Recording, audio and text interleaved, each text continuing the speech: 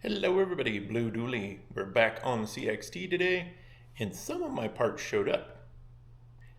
Some of them, though, are still traveling between Boise Post Office and Twin Falls Post Office, and it's been a week. So I'm really hoping they didn't lose the damn thing, or it was on a truck that caught fire and burnt down.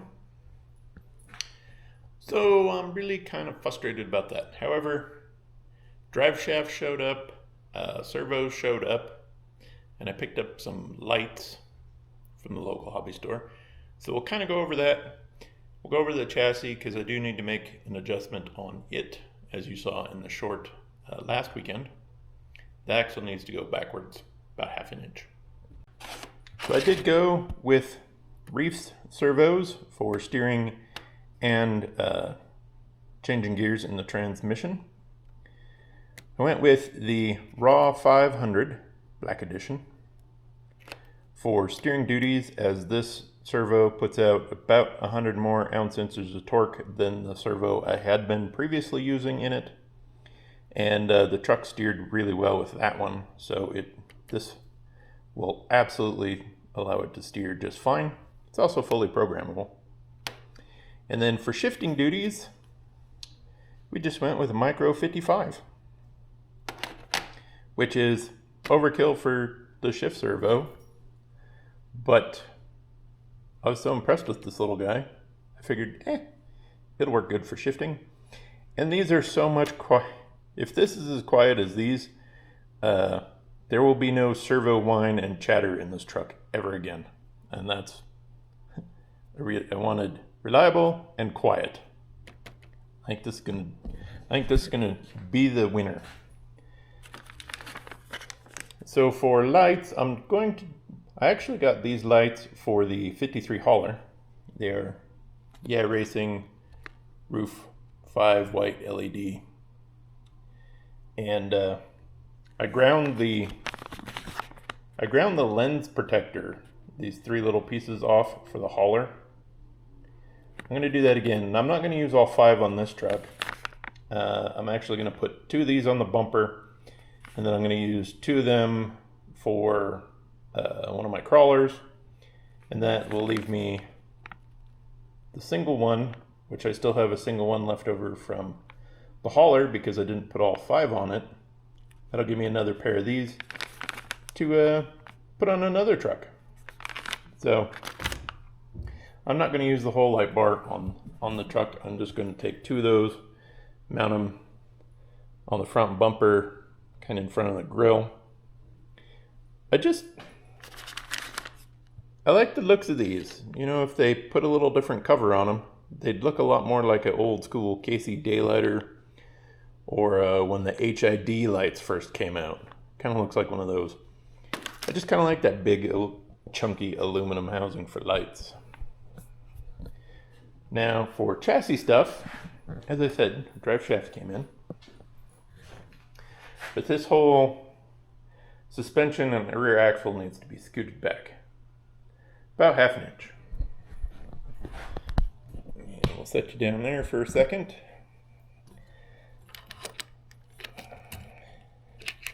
Take the case off. So I went with MIP drive shafts to go from the transmission to the transfer case and both axles. And these are not quite pulled out as far as you can pull them out, but they are close enough to full extension that I'm going to have to make an extension off the transfer case for the rear axle. Because what I'd like, unstick, get you in here. So I'd like to keep these so the entire spline is inside the drive shaft. I don't have pins in there so I can spin it freely, because I don't want to pull it too far out. I want lots of spline engagement.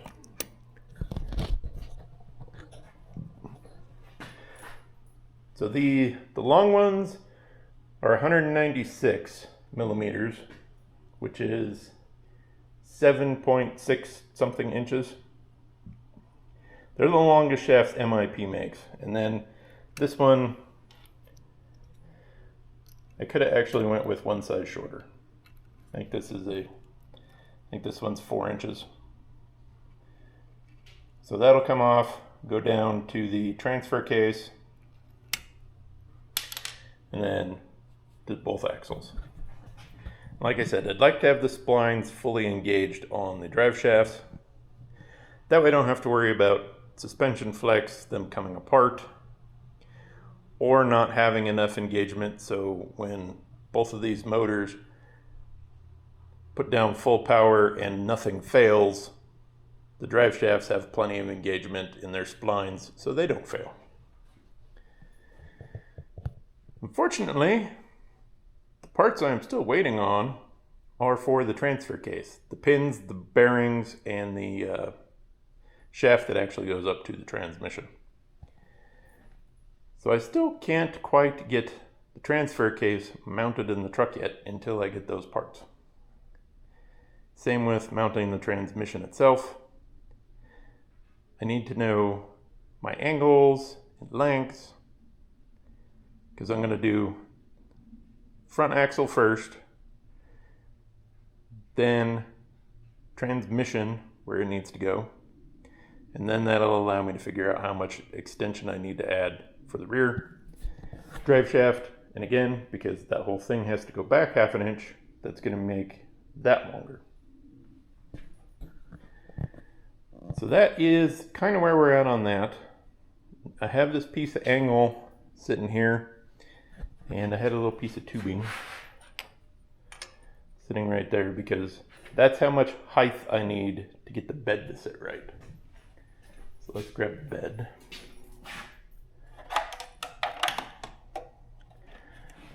So I got some pretty hefty steel angle iron on the bed right now. Like I said, that gives it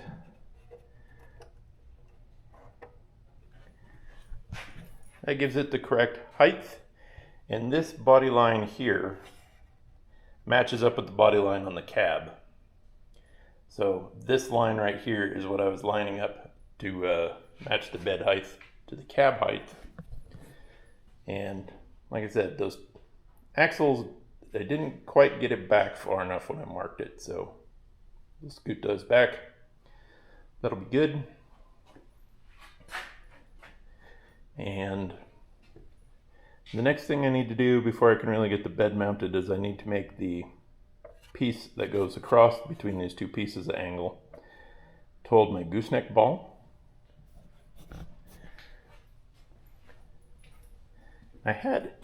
I'd used a fairly thick piece of aluminum and then had a washer on it just so when I tightened it down, it wouldn't bow the bed too much. And this is the ball I'm using for my gooseneck. It is, like I said in a previous video, if you missed it, these you can get at the auto parts store, and they're actually for the gas struts on like hatchbacks and stuff that hold the door, the hatchback up, or in the Jeep's case, the glass up. Some vehicles use the grass struts for the hood. So these will take 200 pounds, sheer,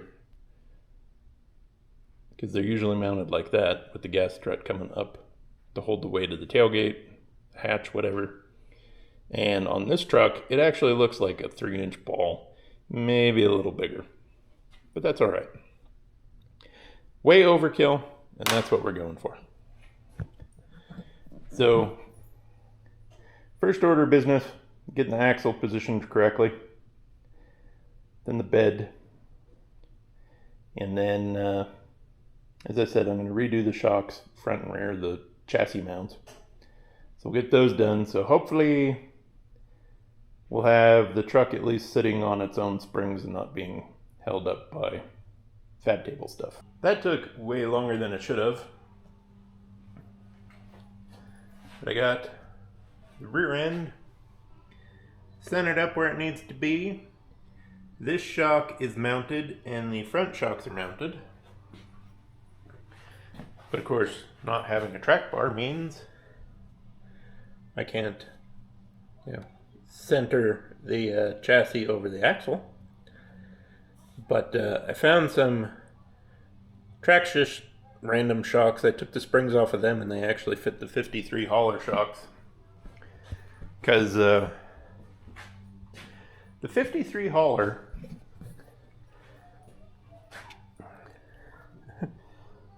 those are dang near as stiff as valve springs in like a small engine. I mean, I have these which were out for that trailer, and they're rated at 13 pounds and about half the wire diameter. So I'm going to do a search online and see if I can find some other coil springs that are less stiff for regular driving, and then I'll hang on to these really stiff springs for when I hook up the trailer to the truck. So now that I got everything lined up, the bed's where it needs to be height-wise. So now I need to cut some angle. Well, I still need to get my two pieces of angle tied together. So what's next is the flat piece that goes across here for the gooseneck. I'll tack that in, take everything out, fully weld it up. The chassis right now is fully welded. I need to do a little grinding, and then it's mounting the transfer case. So I think I can get started on that today. I'm still not 100% sure how I'm going to mount it yet though. But I want to get the bed mounted because then the body mounting will be done. And then I can, take the body inside and not worry about getting sparks and stuff on it from welding anymore. I need to fix a crack in this fender and give it a little paint, but yeah. So let me get gooseneck situated and we'll come back. So I got my cross piece welded in for the gooseneck ball. It's upside down right now. And then I also added a piece of angle iron. Again, this is going to be stupidly overbuilt. So this is the ugly side. This is the side the bed sits up against. So I ground it smooth, welded up against this side. Again, I probably didn't need to do this ridiculous, but I also need to practice welding. So the more welding I'll do, the better I'll get at it. So I smoothed everything down, punched all my holes out, the next drill size up, just in case this changed dimensions a little bit while welding, but smoothed everything out. That way it'll sit flush against the bed, and we'll put a couple bolts in it, mount it to the bed. Then we will get it on the chassis, line it up, and we're gonna cut some tabs. So I'll probably have 3 little pieces of angle iron welded to the chassis and then welded to this. So the bed will be tedious to take off because it'll be 6 bolts plus the gooseneck, which there really isn't a reason to take the bed off after it's on. So, because I won't permanently mount it until I get the lights all wired up to it. So let me get it bolted together. We'll get the cab and everything on the truck to line everything up and see if some angle will hold it where it needs to be. And then, like I said, I'll just cut a couple of tabs and tab it to it. So I ground my rear shock mounts smooth.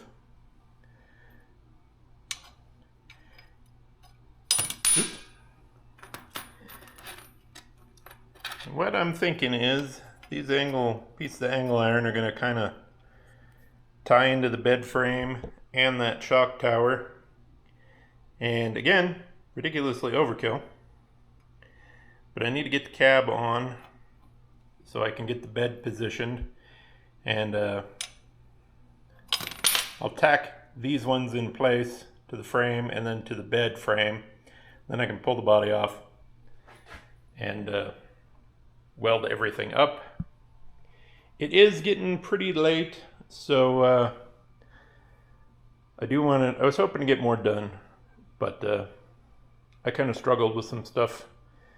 Some measurements didn't come out right and some other things, so let me buzz these on here real quick and we'll at least get a little more progress done so the body will be 100% mounted up. The suspension's done, minus the track bar, which is somewhere between Twin Falls and Boise, Idaho for a week. I'll actually give you some working video in this episode, as I don't normally film myself welding too much, primarily because I don't want to ruin my cameras, as they're expensive, and it's not like I can really run out and get a new one on my budget.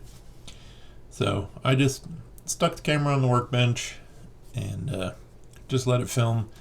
I sped up the footage, so this is 3 times speed. I do not work this fast. I'm not really a great welder by any stretch of the imagination. I can weld. I sort of know the basic principles. I just don't do it enough to be a really good welder. That being said, the fab table helps quite a bit because the original chassis for this truck was bolted together, and with the drill press I did okay, but I was never really super happy with it the way it originally was done. The fab table is a nice thick level surface, so I can keep the chassis square, keep the parts square together. It really makes the building process for me a lot better because I can just set it up, clamp everything where it needs to be, measure it 6 times to try to get everything to line up correctly the way it should be, and then buzz it together with the MIG welder. Now, I don't have a very expensive welding machine. That Hobart just runs off a regular wall amp, 110 volts here in the States. And I have a little bottle of shielding gas. You can't see it, but it's next to the toolbox. And the system works out pretty good for what I do. I've had that Hobart for going on 15 years now, and it's a great little machine, hasn't let me down. So I just really kind of was hoping I could have got more done in this video. I just ran out of time, and boy, not having that track bar really kind of makes it hard to figure out where to mount the steering servo and how long the steering arm has to be. So kind of sorry about the video of this one. Well, got you a little welding. So my spacers are actually fairly tight because I had some weight sitting on this because I wanted it to stay put. And as you can see, it wasn't exactly under the bed even. So yeah, the whole thing's a little sideways, but it's all right. The bed is with the body. Axle's still good. So all I have to do now is knock my spacers out, tie in the back of this frame here, tie in the front of the frame. That'll be done. Rear bumper. I don't know if I'm actually going to put a rear bumper on the truck. It has a roll pan on the pickup truck bed. But I am going to put a hitch on the back here. So I might just do a simple tube bumper, kind of a DOT bumper, I guess. And again, this isn't going to be a hardcore crawler. It's a hauler. Specifically, with the new gooseneck trailer I'm going to build, it's so I can take the 53 hauler and the Little Red Express, which I haven't done much to car shows that are in the park, because neither one of those street trucks will be able to drive through grass. This will be able to drive through grass no problem and tow the other two vehicles. I think it'll look pretty sweet. And it'll do, with some softer springs, it'll do some mild off-roading, which basically is just driving down groomed dirt roads. But the CXT is a medium-duty truck, and you're not going to really hardcore off-road something that big and top-heavy. But like utility trucks use that same truck with a utility bed on it, and they go out into the field to do work. So that's the kind of stuff it's meant to do. Work off-grid mainly. So unfortunately, we did not get as much done as I wanted to. That rear suspension, just trying to get it square with the bed and everything lined up, just took me a lot longer than I thought it was going to. The front, if that track bar ever shows up, it'll be done. And I got the servos to mount the servos. So, yeah.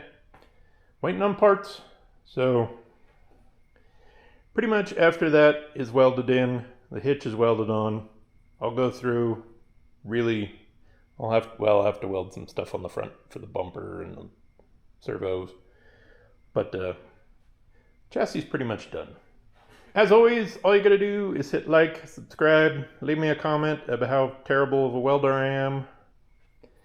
And that's all the support I need. If you need some Red Cat stuff, I have an affiliate link to Red Cat stuff down in the description.